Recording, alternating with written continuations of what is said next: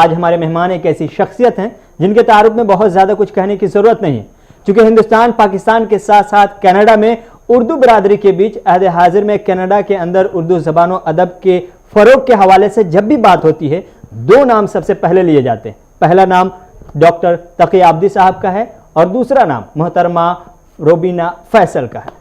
آج ہمارے اور ادب نامہ کے ناظرین کی خوش قسمتی ہے کہ مشہور شاعرہ، افسانہ نگار، اسکرپٹ رائٹر، شہرت یافتہ اینکر، کئی کتابوں کی مصنفہ محترمہ روبینہ فیصل ہمارے اس خاص ایپیسوڈ کی مہمان خصوصی ہیں۔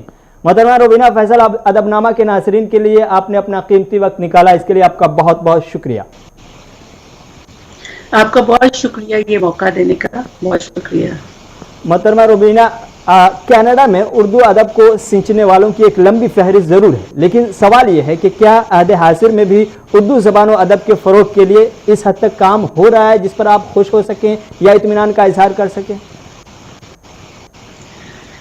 کینیڈا میں کرونا سے پہلے کی میں بات کروں گی، کیونکہ کرونا کے وقت تو سب کچھ رک گیا ہوا ہے، لیکن یہ ہے کہ کام ہو رہا ہے، مشاعرے بھی ہوتے ہیں، یہاں پہ ادیبوں شاعروں کو بلایا بھی جاتا ہے، یہاں پہ انجمنیں بھی ہیں عربی جی، تو اپنے اپنے طور پہ سب لوگ لگے ہوئے ہیں کام کرنے، لیکن اس طرح نہیں ہو رہا جیسے کہ ہونا چاہیے۔ جی، بس ایک کچھوے کی چال سے سب لگے ہوئے ہیں، اور سب سے بڑی بات ہے کہ مل جل کے کچھ نہیں کر رہے، اپنے اپنے چھوٹے چھوٹے وہ ایک جس کو کہتے ہیں گیٹوز ہی میں کہوں گی، وہ بنائے ہوئے ہیں سب نے، اور اس وجہ سے پھر جو ایک ہوتا ہے نا یونٹی، آپ متحد ہو کے کوئی کام کریں تو وہ زیادہ افیکٹو ہوتا ہے، وہ چیز ابھی ہمیں نظر کم ہو گئی ہے، پہلے بلکہ زیادہ ہوتی تھی، آہستہ آہستہ اور کم ہوتی جا رہی ہے۔ بس سمجھیں کہ عربی فرقے بہت بن گئے ہیں، جس کی وجہ سے اس طرح کام ہو نہیں رہا جیسے ہونا چاہیے۔ تو ان فرقوں کو متحد کرنے کے لیے آپ ایک بڑا نام ہے، ڈاکٹر تقی عابدی صاحب کو جانتا ہوں میں بہت قریب سے اور آپ کو بھی جانتا ہوں، تو میں جہاں تک کہ آپ سے درخواست کر پاؤں گا کہ ایک بہت اچھا کام کینیڈا میں اردو کے حوالے سے ہو رہا تھا اور آج بھی ہو رہا ہے، لیکن یہ جو پریشانیاں اور دقتیں آئی ہیں کہ لوگ ٹکڑیوں میں بٹ گئے ہیں، گروپس بنے ہیں، تو اس کو متحد کرنے کے لیے کیا کچھ ممکن ہے کہ آنے والے دنوں میں آپ اپنے طور پر کر سکتی ہیں، کوئی آرگنائزیشن ہو جو آگے بڑھ سکتے؟ اصل میں بات یہ ہے کہ ٹورنٹو کی میں صرف بات کروں گی، پورے کینیڈا کا منظرنامہ ادبی میرے سامنے اس طرح نہیں ہے۔ جی، یہاں پہ بہت بڑے بڑے نام ہیں ادب میں، کینیڈا کے اندر ٹورنٹو میں، تو ان سب کو متحد کرنا بیسیکلی بات وہی ہوتی ہے کہ جب تک آپ کے مفادات آپس میں نہیں ملتے تو وہ مفاد تو یہ ہونا چاہیے تھا اردو زبان و ادب کی ترویج، جی، تو وہ کہیں پیچھے رہ گیا ہے، اور ذاتی انائیں وہ ہیں وہ آگے آ گئی ہیں، جس کی وجہ سے پھر ان لوگوں کو اکٹھا کرنا، کیونکہ سبھی اپنے اپنے اندر ایک قداور شخصیات ہیں، کوئی اس بات پہ جھکنے کو تیار نہیں ہوتا کہ ہمیں تھوڑا نمبر 2 والا درجہ مل جائے، ہر کوئی صدر بننا چاہتا ہے، تو ایسی صورت میں اکٹھے کرنا اور ایک دوسرے کے ساتھ مل کے کام کرنا وہ بڑا مشکل ہے، کم از کم میں تو نہیں کر سکتی، کیونکہ یہ ایک ادب میں بھی سیاست کی بہت زیادہ ضرورت ہے، تو جن لوگوں کو سیاست کرنی آتی ہے وہ شاید کوئی ایسا بندہ آگے آئے جو جس کے اندر اتنی ٹالرنس، اتنی برداشت ہو، وہ شاید کر سکے، یا لوگوں کو سب کو ساتھ لے کے چلنے کا طریقہ آتا ہو، تو وہ بھی ادب میں میرا خیال ہے ایسا کوئی یہاں پر مجھے نظر نہیں آتا کہ کوئی ایسا، اگر کوئی پیدا ہو جائے تو اور بات ہے، فی الحال ایسے ہی ہے کہ جو چل رہا ہے بس ایسے ہی چلتا جائے گا۔ چلو امید کرتے ہیں کوئی نیا چہرہ آئے، کوئی ایسا شخص سامنے آئے، کوئی ایسا ادیب جو متحد کر کے ایک نئے انداز میں اردو زبان کے فروغ کے لیے کام کرے۔ خیر، کینیڈا کے اسکول اور کالج یونیورسٹیوں کے حوالے سے بات کرنا چاہیں گے، کیا وہاں اردو کو بھی نصاب میں شامل کیا گیا ہے؟ کینیڈا کے درسی نظام میں اردو زبان کو کتنی جگہ دی گئی ہے؟ اردو کا ایسے ہے کہ جتنے بھی بڑے بڑے یہاں پہ سکولز ہیں، پبلک سکولز ہیں، ان میں بلکہ پرائیویٹ سکولز میں بھی کریڈٹس کے طور پہ ایک آپشنل سبجیکٹ کے طور پہ اردو شامل ہے۔ جب وہ آپ پڑھتے ہیں بچے اردو تو ان کو ایکسٹرا کریڈٹ ملتے ہیں، تو وہ اسکولوں میں ہے، ہمارے اپنے ہی کچھ لوگ ہیں جنہوں نے یہ انیشیٹو لے کے یہ کام سٹارٹ کروایا تھا، اور ادھر میگل یونیورسٹی ہے، وہاں پر بھی اردو پڑھائی جاتی ہے، مونٹریال میں ہے یونیورسٹی، تو آپشنل کی سطح پہ ہے کام، مطلب جتنا کب انڈیا میں ہو گیا ہے آپشنل اتنا ہی اب کینیڈا میں بھی اس طرح ہے. خیر ہم عالمی سطح پہ بات کر لیں، کینیڈا کی صورتحال آپ نے بتا دی، ہم عالمی سطح پر اردو زبان و ادب کی جو صورتحال ہے اس حوالے سے آپ کی کیا رائے؟ عالمی سطح پہ بھی وہی حال ہے جو لوکل سطح پہ ہے، کیونکہ دیکھیں جو بھی اردو کی جو بنیاد ہے وہ ہندوستان اور پاکستان بیسیکلی وہیں سے یہ نکلی ہے نا. جی تو ان کی جڑیں، اس زبان کی جڑیں ان دو ملکوں میں ہیں. تو جو حال آپ ہندوستان میں یا پاکستان میں دیکھتے ہیں وہی سمجھیں کہ عالمی سطح پہ بھی وہی ہو رہا ہے. جی کیونکہ اگر وہاں پر ایک مناسب طریقے سے چیزیں چل رہی ہوتی تو یا اس کی فروغ کے لیے ٹھیک سنجیدگی سے وہاں ان ملکوں میں کام ہو رہا ہوتا جہاں پہ اردو کی جڑیں ہیں، جی تو پھر یہ باقی جو بیرون ملک ہیں، چاہے وہ یورپ ہے، چاہے وہ خلیجی ممالک ہیں، چاہے وہ یہ نارتھ امریکہ کے ہیں، تو پھر یہاں پر بھی اس کا ایک عکس نظر آتا. ہم لوگ عکس ہیں بیسیکلی جو جی کچھ ہندوستان پاکستان میں ہو رہا ہے. تو جو بھی آپ کو اپنے ملک میں نظر آ رہا ہے سمجھیں وہی عالمی سطح پہ بھی ویسے ہی ہو رہا ہے. ادبی برادری کا ماننا ہے کہ اردو ادب میں نسوانی آواز دھیمی پڑتی جا رہی ہے، کیا آپ بھی یہی مانتی ہیں؟ اگر ہاں تو پھر آپ کی نظر میں اس کے اسباب کیا؟ میرا خیال ہے کہ خواتین کے ساتھ ہمیشہ سے وہ ایک ادب میں وہ جگہ نہیں ملتی. یہ صرف اردو ادب کی بات نہیں، ہر جگہ ہی ایسے ہوتا ہے جی کہ ایک خاص قسم کی ڈسکریمنیشن جو ہے وہ نظر آتی ہے. وہ چاہے ان کو ناجائز فائدہ دیا جائے جی یا ان کو ناجائز ان کی لیگ پولنگ کی جائے، دونوں صورتوں میں ایک ایکسٹرا ایک مختلف رویہ ہوتا ہے. باقی کے جو مرد حضرات ہیں ان کو شاید وہ چیزیں، یعنی اگر دیکھیں ہمیں کوئی ایکسٹرا پریولیج ملتا ہے عورت کو، جی تو وہ عورت ہونے کے ناطے سے کچھ خواتین زیادہ لے جاتی ہیں جو کہ نہیں ہونا چاہیے. جی اور کچھ جگہوں پہ عورت ہونے کی وجہ سے اگر آپ ان معیارات پہ پورے نہیں اتر رہے جو مرد حضرات آپ سے امید رکھ رہے ہیں، جی تو پھر آپ کو سفر کرنا پڑتا ہے. آپ کو ایک کیا کہنا چاہیے کہ مشکل کا سامنا کرنا پڑتا ہے. جی تو جو مشکل اور جو سہولت دونوں صورتوں میں عورت ہونے کی وجہ سے جو آپ کو فائدہ یا نقصان ہو رہا ہے وہ مرد کو نہیں ہو رہا.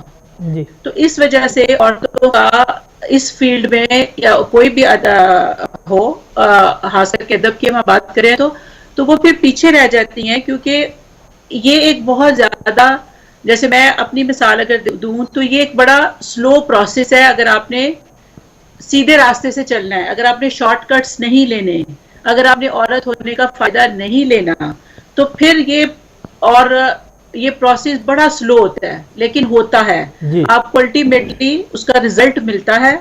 اور لیکن یہ ہے کہ اس طرح نہیں ملے گا جس طرح کہ اگر کوئی مرد آپ جتنا ٹیلنٹ رکھتا ہو جی تو اس کو ملے گا. اس وجہ سے پھر عورتیں اپنے گھر میں بچوں کے مسائل کی وجہ سے، فیملی پرابلمز کی وجہ سے پھر وہ اتنا تردد نہیں کرتی.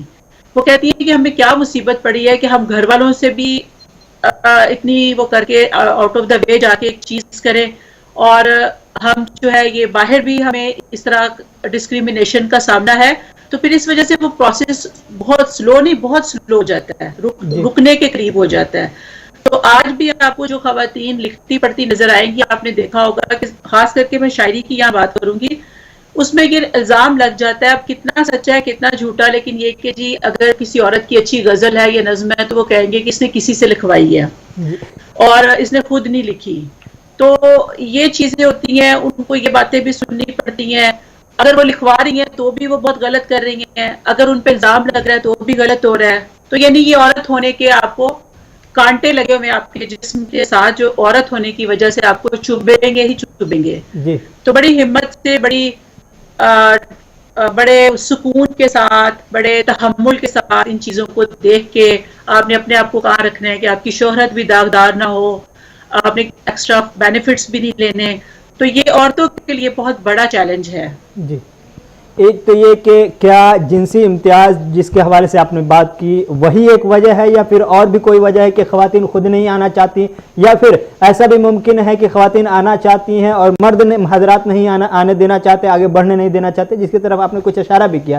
ایسے میں نقصان کس کا ہے، خواتین کا، اردو کا، یا پھر مردوں کا، خاص طور سے مرد حضرات جو اردو ادب کی خدمت کر رہے ہیں ان لوگوں کا؟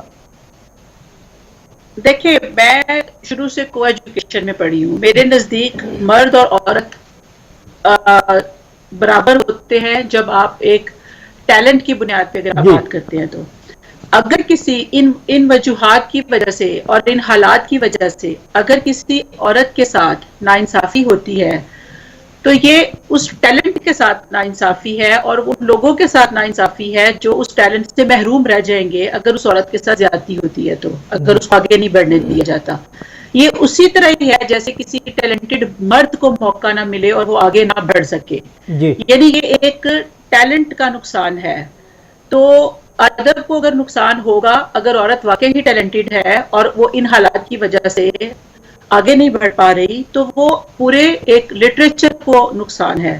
وہ اس عورت کا تو ہوگا ہی ہوگا، لیکن ایک پورے ادب کو ایک اچھی چیز مل سکتی تھی، ایک زیادہ اس کا کنٹریبیوشن ہو سکتا تھا اس خاتون کا، لیکن ان حالات کی وجہ سے اگر وہ نہیں آتی تو اس میں مرد اور عورت کے علاوہ پورے ایک ادب کا نقصان ہوتا ہے. اگر کوئی بھی مرد یا عورت دونوں میں سے کسی کو صحیح موقع، کئی دفعہ مرد حضرات سفر کرتے ہیں، وہ بہت اچھے شاعر ہوتے ہیں. فیس بک پہ اگر آپ دیکھیں کیونکہ سوشل میڈیا کا زمانہ ہے تو میں دیکھتی ہوں کئی دفعہ مردوں نے بہت بہت اچھے شاعری کی ہوتی ہے لیکن ان کے نیچے 2 یا 3 لائکس ہوتے ہیں.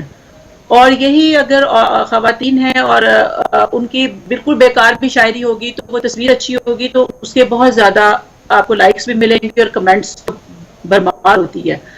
تو یہ بھی ڈسکریمنیشن ہے، یہ بھی نہیں ہونی چاہیے. تو اس لیے ہمیں دونوں سائڈوں پہ دیکھنا چاہیے کہ بیسیکلی ٹیلنٹ کدھر ہے، میرٹ کیا ہے، اصل حقیقت کیا ہے اور اصلی لوگ کون ہیں اور جعلی کون ہے. وہ مرد بھی ہو سکتے ہیں اور عورتیں بھی.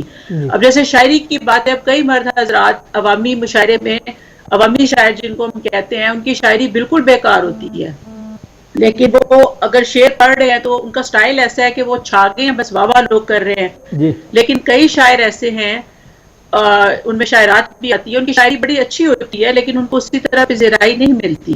تو یہ بھی ایک سائنس ہے شاید جس کو سمجھنے کی ضرورت ہے. جی بالکل سمجھنے کی ضرورت بھی ہے، چونکہ اس سے سیدھے طور پر اردو ادب کا نقصان ہوتا ہوا دکھائی دے رہا ہے. لیکن کچھ اور سوالات ہم ضرور لیں گے محترمہ، لیکن چونکہ آپ کی آزاد نظمیں بہت ہی مقبول ہیں اس لیے ہم ادب نامہ کے ناظرین کی طرف سے آپ سے یہ درخواست کرتے ہیں کہ ایک آزاد نظم کا تحفہ ہمارے ناظرین کو ضرور پیش کریں. جی ضرور.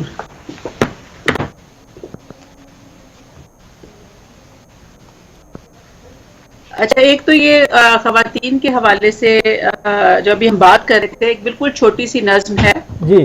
میری آزاد بھی نہیں ہوتی، میری نثری ہوتی ہیں. جی. تو یہ اس کا ٹائٹل ہے خود کو منوانے کا کرب. یہ عورت کے حوالے سے ہی ہے اور اس کی ایک تصویر بھی ہے. جی بالکل. یہ میری فرینڈ ہے، اس نے اسکیچ کیا تھا. یہ عورت ہے اور یہ اس کی ٹانگوں کے پاس یہ گلوب ہے دنیا. یعنی اس سے سامنے اور ذرا سامنے رکھیں، سامنے. یہ تھوڑی بلیک تھوڑی ہوئی ہے، آپ کو شاید نظر نہیں ٹھیک آئے گی. آگے. تو اس میں اس میں خود کو منوانے کا کرب، جو بھی ہم بات کر رہے تھے عورت کے حوالے سے، کہ زندگی کی سحر سے شام ہونے تک، زندگی کی سحر سے شام ہونے تک میں ستارہ سا جسم ہی بنی رہی، چمک چمک کے بجھتی گئی، مگر کبھی دماغ بن کر اس دنیا کے افق پر طلوع نہ ہو سکی. تو یہ ایک چھوٹی سی نظم ہے. اس کا مطلب یہی ہے کہ وہ عورت کو آپ ایک جسم ہی دیکھیں گے، اگر اس کو دماغ دیکھیں گے تو پھر وہ اس کی بڑی سٹرگل ہے کہ مجھے جسم میرے کو نہیں دیکھو، مجھے اگر نقصان یا فائدہ ہے تو میرے ٹیلنٹ کی وجہ سے ہونا چاہیے، اس وجہ سے نہیں فائدہ ہونا چاہیے کہ میں عورت ہوں، یا اس وجہ سے نقصان نہیں ہونا چاہیے کہ میں عورت ہوں. دونوں صورتیں نہیں ہونی چاہیے. تو یہ اس عورت کی، اس جینوئن عورت کی سٹرگل ہوتی ہے جو کہ اپنے آپ کو اگر مرد کے مقابلے میں لا رہی ہے تو وہ اس کو دماغ کے ذریعے لا رہی ہے، وہ کوئی اور راستہ نہیں لے رہی. جی تو یہ ایک چھوٹی سی نظم تھی, تو کافی ہے یا اور سناؤ؟ آپ اگر ایک اور نظم سنا دیں تو کوئی بات نہیں, ہم تو سننا ہی چاہیں گے, ہمیں موقع کم ملتا ہے براہ راست سننے کا. جی یہ ایک اور ہے, یہ میں نے کافی پہلے لکھی تھی, پھول والا بچہ اس جی کا ٹائٹل ہے.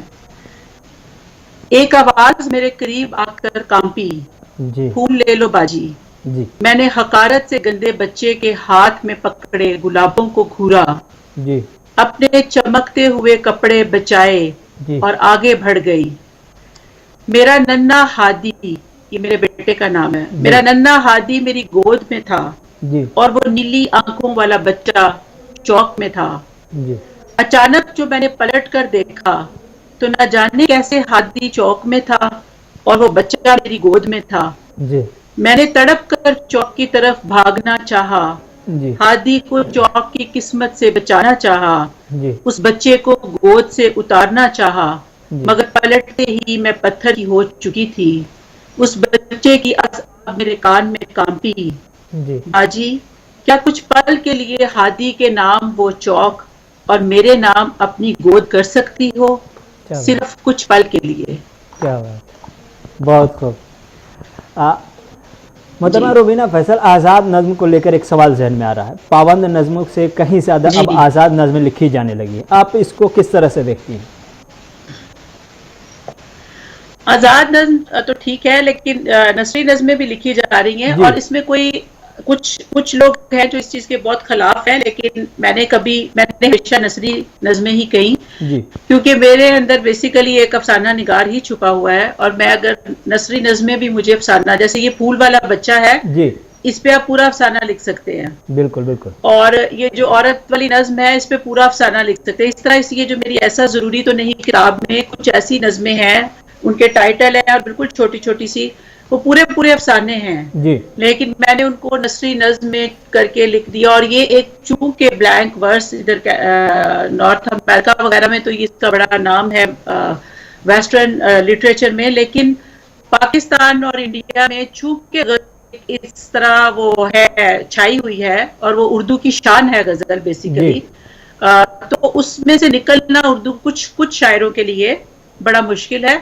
80s 70s میں بلکہ یہ شروع زیادہ نثری نظمیں ہو گئی تھی, تو اس کے خلاف بھی لوگ کافی بولتے ہیں, جی مگر میرے نزدیک ایکسپریشن ہے, کریٹیوٹی ہے, اور شعریت وہ ہے کہ اب جیسے اب کوئی بات کر رہے ہیں تو ایک لفظ میں بھی شعریت ہو سکتی ہے, بالکل. لیکن کچھ لوگ اس بات پہ بہت اٹل رہتے ہیں کہ وہ اس میں رائمز میں اور وہ اس میں وزن اور وہ سب کچھ ہو تو ہی وہ شاعری ہوتی ہے. میرے نزدیک شاعری جو ہے وہ کچھ بھی ہو سکتی ہے, جی تو اس وجہ سے یہ کریٹیوٹی کا وے ہے.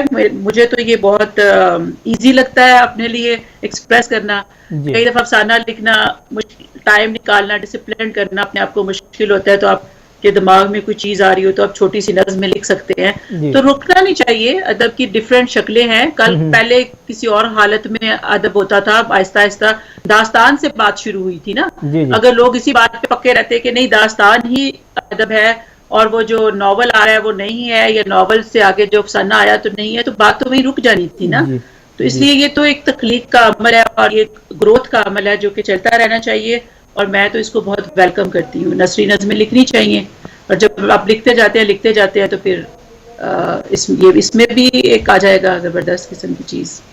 محترمہ روبینہ, عہد حاضر میں ہندوستان, پاکستان اور باہر کے ملکوں میں جو اسٹیج مشاعرے ہو رہے ہیں, ان مشاعروں پر کافی سوالات اٹھائے جا رہے ہیں. ان مشاعروں کو بزنس کہا جا رہا ہے, اردو زبان و ادب اور شاعری کے لیے نقصان دہ بتایا جا رہا ہے. آپ اسے کیسے دیکھتی ہیں ان مشاعروں کو؟ نقصان دہ تو شاید نہیں کہا جا سکتا, کیونکہ یہ جیسے بھی ہوں جو بھی ہوں, کم از کم اردو کی کچھ پروموشن تو ان کے ذریعے ہوتی ہے. جی لوگ آتے ہیں, بیٹھتے ہیں, اردو شاعری سنتے ہیں, انجوائے کرتے ہیں. کچھ اب معیار کیا ہے ان کا, اس پہ بات ہو سکتی ہے. معیار اس سے زیادہ بہتر ہو سکتا ہے. اگر وہی جو بات میں نے شروع میں کی تھی, جی اور یہ بات میں صرف ادب کے حوالے سے نہیں کرتی, یہ جو اقربا پروری ہے, نیپوٹزم ہے, جی یہ ہر چیز میں ہر ادارے کو کھوکھلا کرتی ہے. جی تو ادب بھی آج ہی کی دنیا میں, جب ہندوستان اور پاکستان میں اگر ہر چیز سفارش اور رشوت اور واقفیت سے ہو رہی ہے, تو اس وجہ سے ٹیلنٹ پیچھے رہ جاتا ہے اور وہ لوگ آگے آ جاتے ہیں جو اور خاندانی نظام، جیسے آپ کی شوبز میں بھی خاندانی نظام ہے، اور اگر ادب میں بھی یہ ایسی ہی چیزیں پروموٹ کرنے کی کوشش کی جاتی ہے، یہ ہمارا بیٹا ہے، یہ ہمارا بیٹے کا وہ ہے دوست ہے، یہ دوست کا دوست ہے، تو وہ اس طرح کی جو چیزیں ہیں نا، بجائے اس کے یہ دیکھنے کے. اب میں نے نوائے وقت میں کالم لکھنے شروع کیے تو مجھے ایک بڑے سینئر کوئی صحافی ہیں، انہوں نے کہا کہ تمہیں جنگ والے بہت جلدی بلا لیں گے کیونکہ تمہارے کالم میں بڑی جان ہے. اور لیکن نہیں بلایا. تو پھر انہوں نے مجھے بڑے حیرانگی سے پوچھا کہ تمہیں واقعی نہیں انہوں نے خود سے کال کیا؟ میں نے کہا نہیں. تو انہوں نے کہا ایک زمانہ یہ تھا کہ اچھا لکھنے والا ایسے پکڑا جاتا تھا کہ اس کو فوراً کالز آنی شروع ہو جاتی تھی. ایک چھوٹی اخبار میں لکھتا تھا تو بڑی اخباروں والے خود اس کو دیکھ لیتے تھے. تو نوائے وقت خیر خود بھی ایک بڑی اخبار ہے، لیکن وہ پیمنٹ کے حساب سے کہہ رہے تھے کہ جنگ والے زیادہ اچھا پے کرتے ہیں. تو وہ ایک زمانہ تھا جب واقعی میں وہ لوگ ٹیلنٹ کی وجہ سے لوگوں کو لے لیتے ہوں گے. لیکن اب یہ ہے کہ جو چاہے مشاعرہ ہے چاہے کچھ بھی ہے، اگر آپ کو لگتا ہے کہ یہ شاعر ہیں اور اچھے شاعر ہیں اور آپ ان کو بلائیں اور لوگوں کے سامنے وہ شاعری کریں تو لوگوں کے اندر بھی ایک ان کا معیار بلند ہوگا. اب ہو کیا رہا ہے، تہذیب حافظ ہیں، شاید میں نے ان کو اتنا نہیں سنا، لیکن میں ایک دو دفعہ یوٹیوب پہ دیکھ رہی تھی، بڑے پاپولر ہیں وہ. تو میں حیران ہو گئی کہ ان سے بہت زیادہ اچھے شاعر، پاپولر، بہت مشہور ہے ینگ جنریشن میں، ہندوستان پاکستان دونوں میں. دونوں میں. تو اب یہ نہیں پتا کہ اب ان کی شاعری اس سے زیادہ بہت اچھی شاعری جو ہے وہ یہاں پہ ٹورنٹو میں کئی شاعر ایسے ہیں. اب نام لینے لگوں گی تو زیادتی ہو جائے گی، مطلب 5-7 لوگ میرے ابھی دماغ میں ٹاپ آف ہیڈ بھی آ رہے ہیں کہ اتنے اچھے ہیں. تو میں وہی سوچتی ہوں کہ اب لوگوں نے یہ معیار سیٹ کر دیا ہے کہ اتنی ہی سادہ اور اتنی ہی وہ شاعری ہوگی، اس کے وزن میں بھی نہیں کوئی ان کو پرواہ یا کچھ بھی. میں نثری کی بات نہیں کری، میں پراپر غزل کی بات کری ہوں، جو شاعروں کی غزل ہوتی ہے. تو وہ اب کہاں پہ وہ بڑے بڑے شاعر جا کے پڑھا کرتے تھے اور لوگ سنا کرتے تھے.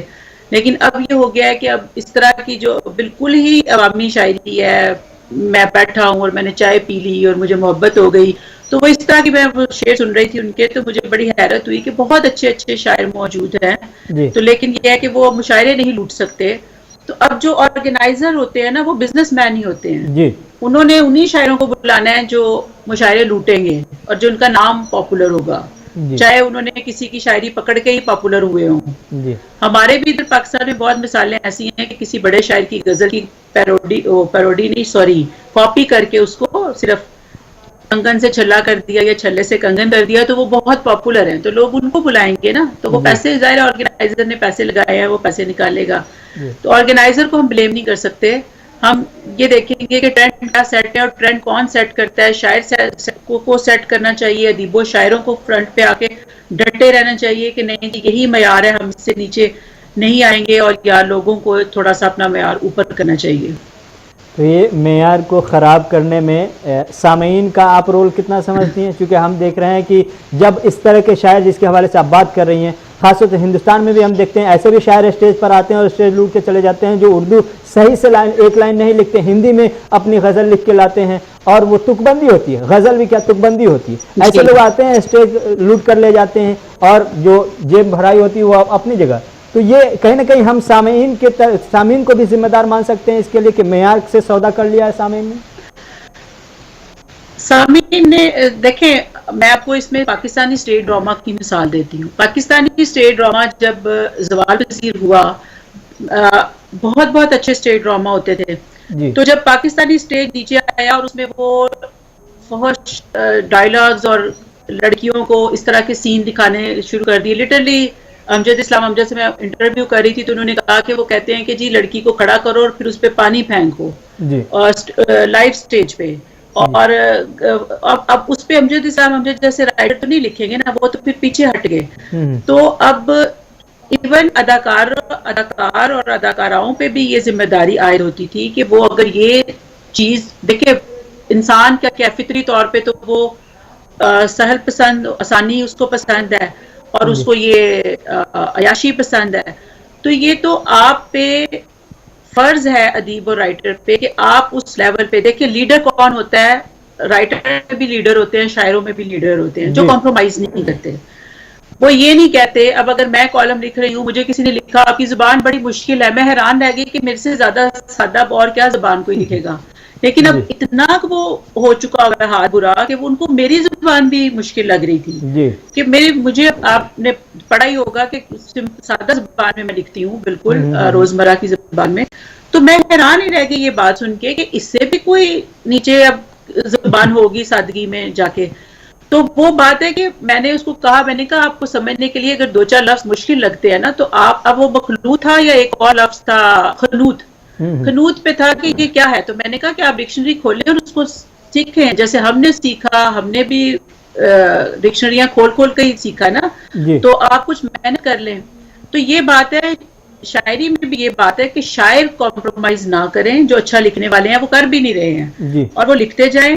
تو سامعین جو ہے یہ الٹیمیٹلی یہ والی چیزیں شارٹ ٹرمز ہوتی ہیں, ان کو تو میرا خیال ہے مشاعرہ کہنا بھی نہیں چاہیے. ان کو انٹرٹیننگ ایک وجہ سے بالکل یہ انٹرٹیننگ پروگرام ہے, یا اس کا مشاعرہ سے شاید ہی دور تک جیسے اگر عورت جی, اور وہ اگر کہیں گے کہ عورتیں آ کے وہ ترنم شاعری والا بھی نہیں, وہ دوسرا والا گا کے, وہ میں آپ کا انٹرویو میں سن رہی تھی, وہ عشرت صاحبہ جو بتا رہی تھی تو بڑی اچھی انہوں نے بات کی کہ وہ باقاعدہ گانے کی وہ کہتے ہیں کہ جی گا کے سناؤ. اب آپ اس کام کے لیے کہیں اور چلے جائیں. تو یہ ایک ادب ہے, ادب کا ایک حصہ ہے, اس کو اس سے بھی رہنے دیں آپ. محترمہ روبینہ, کینیڈا میں افسانہ نگاری کا رجحان کیسا ہے؟ ہم افسانہ نگاری کے حوالے سے بات کر لیتے ہیں, چونکہ افسانہ نگاری میں کینیڈا کی جب بھی بات ہوتی ہے تو آپ کا نام بڑی احتراماً اور پہلی فرصت میں لیا جاتا ہے. ہم اسی لیے چاہتے ہیں کہ افسانہ کے حوالے سے بھی بات کر لیں, اور کینیڈا میں افسانہ نگاری کا رجحان کیا ہے یہ ہم جاننا چاہیں گے. ساتھ میں ایک سوال یہ بھی ہے, برداشت کر لیجئے گا, کہ بڑے ادیب کو ہم نے کہتے ہوئے سنا تھا کہ روبینہ فیصل کے افسانے ہر کسی کو پڑھنا چاہیے. ہم سوال یہ کر رہے ہیں کہ آخر کیوں پڑھنا چاہیے؟ اچھا, بہت شکریہ ان ادیب کا جنہوں نے یہ کہا. پہلی بات تو یہ کہ کینیڈا میں جو آپ نے کوشچن کیا ہے اس کا افسانے کا, افسانہ شاعری کے مقابلے میں دیکھیں وہی بات ہے کہ آسان پسندی کی وجہ سے یا پتہ نہیں مطلب آسانی کی وجہ سے یا پتہ نہیں کس وجہ سے شاعری زیادہ ہو رہی ہے. حالانکہ مجھے شاعری بہت مشکل لگتی ہے, میں نہیں کر سکتی. افسانہ بہت کم لکھا جا رہا ہے. جو لکھنے والے ہیں وہ اچھا لکھ رہے ہیں. یہاں پہ یہاں کی وہی رجحان ہے جو باقی دنیا میں ہے, وہ جو مابعد جدیدیت کا جو ہے پوسٹ ماڈرنزم, اور یہ اس پہ ہی چل رہا ہے. علامتی افسانہ ختم ہو چکا ہے یہاں پر بھی, اور وہ جو ترقی پسندی والی تھی ایک انقلابی سی چیزیں وہ بھی نہیں نظر آتی. میرا خیال ہے کہ وہ سب کو مکس ہونا چاہیے. اسی طرح لکھا جا رہا ہے جو حالات نظر آتے ہیں, اور اچھا افسانہ لکھا جا رہا ہے کینیڈا میں. کم لکھا جا رہا ہے لیکن اچھا لکھا جا رہا ہے.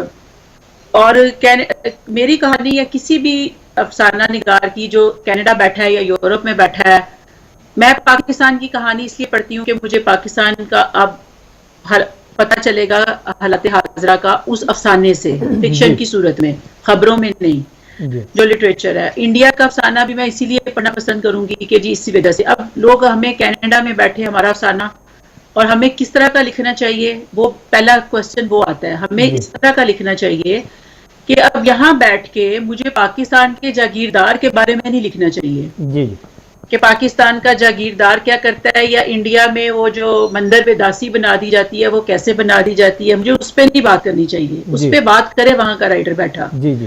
میں اگر کروں بھی تو میرا کوئی فلیش بیکس میں کر سکتی ہوں, میں کچھ اور کر سکتی ہوں, لیکن میرا فوکس یہ ہونا چاہیے کہ اس وقت یہاں کے جو سماجی, ہمارے ساؤتھ ایشین کمیونٹی کے جو سماجی اور ثقافتی مسائل چل رہے ہیں اور مذہبی بھی, ان کو کس طرح میں اپنے, جیسے ابھی میں نے حلالہ کا لکھا, آپ نے پتہ نہیں وہ دیکھا ہی نہیں, آپ کی نظر سے گزرا. اب وہ اس ٹاپک پہ انڈیا کے تو وہ اب حلالہ کہ ہر جگہ ہو رہا ہے, لیکن میں نے اس کانٹیکسٹ میں لکھا جو مسیساگا میں بیٹھ کے میں نے نوٹس کیا کہ یہاں پہ یہ ہو رہا ہے حلالہ کے نام پہ.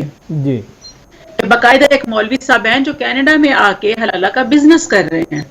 تو میں نے اس پہ افسانہ لکھا. میں نے پاکستان میں کسی حلالہ کی سٹوری کو نہیں پک کیا. جی وہی ٹاپک ہے ہمارا, وہی ایشو ہے مذہبی, لیکن کینیڈا میں اس کے ساتھ کس طرح کا سلوک ہو رہا ہے یا وہ کیسے, وہ مجھے لکھنا چاہیے اور وہ لوگوں کو اس لیے پڑھنا چاہیے جی کہ 50 سال بعد بھی اگر لوگ میری کہانی پڑھیں گے یا کینیڈا میں کسی بھی رائٹر کی کہانی پڑھیں گے تو وہ ان کو پتہ لگے گا کہ وہ اچھا 50 سال پہلے جب یہ لوگ وہاں پہ ہمارے پیرنٹس تھے یا مہاجرین تھے, جی ان کے ساتھ یہ کچھ پرابلمز چل رہی تھیں. جی یہ ان کے دماغ میں آدھی ثقافت وہاں کی تھی, آدھی یہاں کی تھی. اب یہاں پہ مسجدوں کے نام پہ جو فنڈنگ ہوتی ہے یا جو شادیوں کے نام پہ جو فراڈ ہو رہے ہیں, یا جس طرح یہاں پہ شادیوں کے مسائل ہو رہے ہیں جوان بچوں کے, یا یہاں پہ عورت کا کے ساتھ جس طرح دو کلچر میں ہونے کی وجہ سے مغربی کلچر میں وہ آ گئی اور مشرق کا پوری اس کی کمیونٹی اس کے ساتھ ہے, ان دو کشتیوں کی سوار ہے, اس کا کیا حال ہو رہا ہے. تو یہ سب باتیں میں نے لکھی اور یہی لکھنی چاہیے, یہاں کے حالات لکھنے چاہیے اور یہ لوگوں کو تاکہ پتہ چلے کہ ہم یہاں بیٹھے کینیڈا میں, آپ وہاں بیٹھے ہیں, چاہے آپ کہہ رہے ہیں جتنا مرضی کہ دنیا گلوبل ولیج بن گئی ہے, جی لیکن آپ میں اور آپ جتنے مرضی اسمارٹ ہوں, آپ جتنا مرضی لٹریچر پڑھ لیں, جی لیکن جب تک آپ یہاں بیٹھے رہ نہیں رہنا آپ کو وہ روٹس والی چیزوں کا نہیں پتہ چلے گا. محترمہ تو اس لیے روبینہ آپ کو میری فیصل, کہانیاں اب پڑھنی آپ چاہیے. ایک سوال کا اور جواب دے دیجئے. آپ کے گمشدہ سائے کی جی سب کو تلاش ہے, آخر اس میں کیا خاص ہے؟ چونکہ ہم دیکھ رہے ہیں کہ یونیورسٹیوں کی طالبات زیادہ تر اس مجموعے کا ذکر کرتی رہتی ہیں, جامعہ ملیہ اسلامیہ ہو, JNU ہو, ہمارے جان پہچان کے جو اسٹوڈنٹس ہیں, کلاس میٹس وغیرہ, ان تمام کو ہم نے اس حوالے سے ذکر کرتے ہوئے سنا ہے. آخر اس میں کیا خاص ہے؟ بہت شکریہ. مجھے انڈیا میں یہی بات پسند آئی تھی جب میں آئی تھی بہت سال پہلے ادھر, تو 4-5 سال پہلے, تو یہ آپ ہی کی یونیورسٹی میں تھوڑی چھوٹی سی اسپیچ بھی تھی اردو صحافت کے حوالے سے. تو جی مجھے بڑا اچھا لگا تھا دیکھ کے کہ سنجیدگی سے لوگ اسٹوڈنٹس جو ہیں وہ اردو کو بہت سنجیدگی سے بچانا چاہتے ہیں اور جی سنجیدگی سے اردو پہ کام ہو رہا ہے وہاں پہ.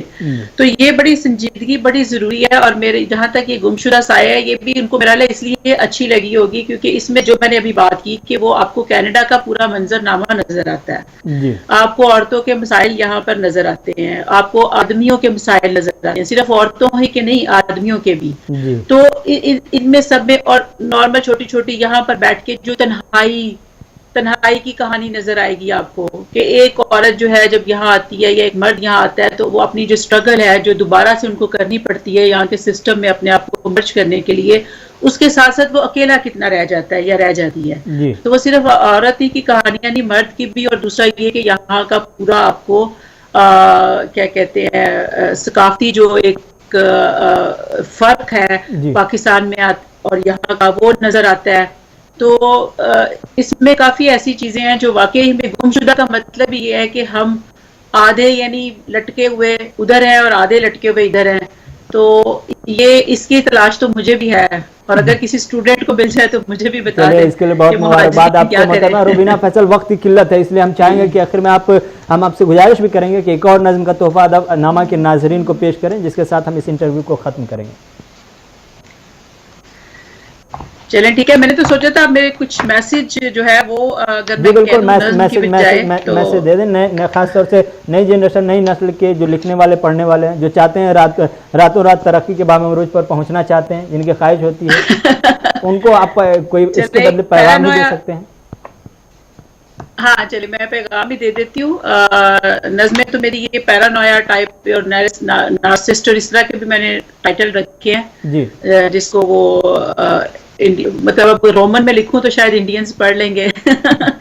تو میسج یہی ہے کہ جو ہمارا یہ رسم الخط ہے اردو کا, جی اس پہ کمپرومائز نہیں ہونا چاہیے. یہ اس کو کوشش کرنی چاہیے کہ زبان بچانے کے لیے لوگ کہتے ہیں کہ جی میری یہ شاعری ہے, ٹھیک ہے میں ہندی والے پڑھنے والوں کے لیے یہ کر دوں اس کو رومن میں, لیکن یہ ہے کہ وہ اردو کا جو ہے وہ اسکرپٹ وہی ہمیں بچانے کی کوشش کرنی چاہیے. جی اور جو سب سے اہم بات ہے, جو میں پاکستان بھی گئی تھی تو میں نے یونیورسٹی میں یا جہاں بھی مجھے بولنے کا موقع ملا, میں نے یہ بات ضرور کہی کہ کتاب سے اپنا رشتہ ضرور ڈیولپ کریں. دنیا میں کتاب اس لیے ریپلیس ہو رہی ہے کہ جی وہ اس پہ آئی پیڈ پہ پڑھنا شروع ہو گئے ہیں یا فون پہ, لیکن پاکستان میں اسپیشلی میں پاکستان کی بات کروں گی, ہندوستان میں مجھے لگتا ہے پھر بھی کچھ بہتر صورتحال ہے. پاکستان میں بہت برا حال ہے کہ وہ لوگ جو ہیں وہ کتاب سے بہت دور ہو گئے ہوئے ہیں, اور سوشل میڈیا نے اور زیادہ مصیبت کھڑی کر دی ہے کہ وہ چھوٹے چھوٹے جو میسیجز ہوتے ہیں نا وہ اسی کو ہی دانش سمجھا جاتا ہے اور اس کو لکھنے والے کو دانشور سمجھا جاتا ہے. تو وہ اس بات سے نکلنا چاہیے, اور کتاب کا مطالعہ جو ہے نا وہ آپ نے اگر رائٹر بھی بننا ہے تو آپ پہلے بہت زیادہ پڑھیں. تو جب آپ پڑھنا شروع کر دیں گے تو آپ کو پتہ چلے گا کہ آپ ایک بالکل ہی نئی دنیا میں آ گئے ہیں, اور شارٹ کٹ کوئی نہیں ہے. جی, شارٹ کٹ اس لائن میں کسی بھی لائن میں شارٹ کٹ نہیں ہے, آپ کو پڑھنا پڑے گا, وہ پڑھنے کے بعد ہی معیار بھی بلند ہوگا اور آپ کو نئی دنیا معلوم پڑے گی. جی بالکل. جی, شارٹ کٹ جو ہے میں ایک بات کہوں گی, شارٹ کٹ شارٹ لیوڈ ہوتی ہے, یعنی اس کی زندگی زیادہ نہیں ہوتی. اگر آپ نے کوئی ایسا کام کرنا ہے کہ اس کی زندگی زیادہ ہو تو پھر آپ کو کچھوے کی چال ہی چلنا پڑے گی, چھلانگیں نہیں لگانی پڑے گی. بالکل. اب ایک نظم آپ اپنی پیش کر دیں تاکہ ہم ختم کریں. آپ کی نظم کا سننے کے لیے ہم بھی بےتاب ہیں, ہمارے ناظرین بھی. اچھا, میں نے تو کہا شاید میری ہو گئی ہے بچت اس میں. ٹھہرے, میں نے سوری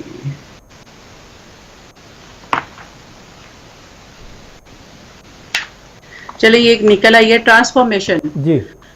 ہوا میں بکھری خوشبو, روشنی کے گرد ناچتا پتنگا, جی. کتاب میں سمٹی تتلی, چیل میں تیرتا مردہ پر, جی.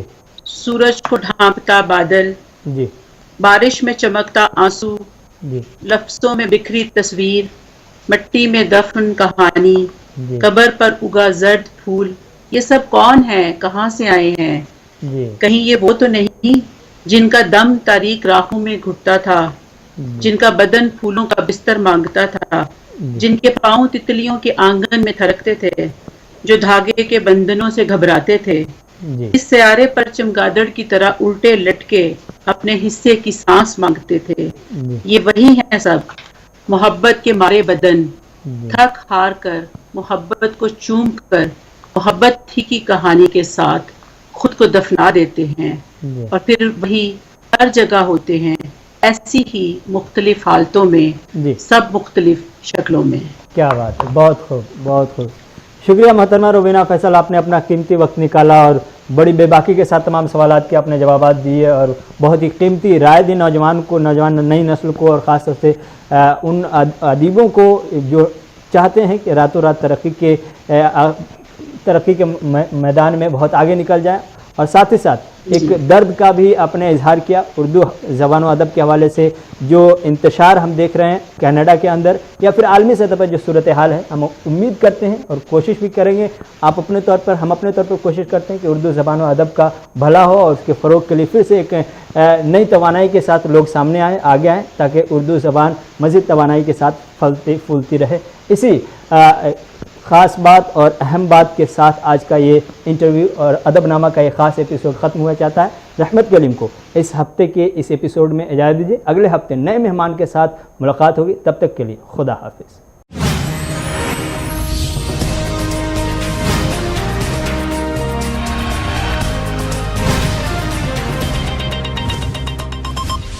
سکتے ہوئے پر